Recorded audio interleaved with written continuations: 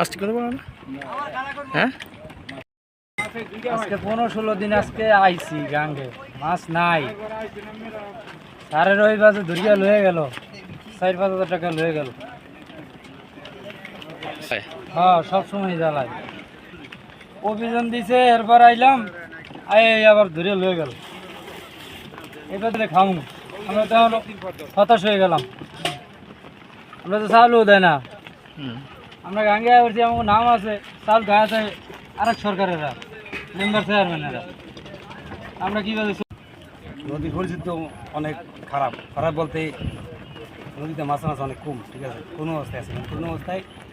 তেলের যে বাজার আর আমারও বাজার দিয়ে ঘুরলো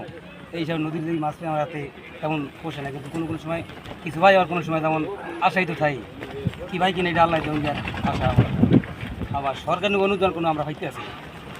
সরকারি অনুদান যায় জানে না যায় সর্বোচ্চ তারা মানে কি ভাই কিনে কিন্তু আমরা পাইতে আছি।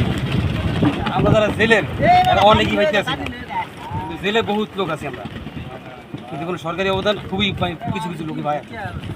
জাল ভাই অনেক বস্তু এই বস্তু হিসাব দিব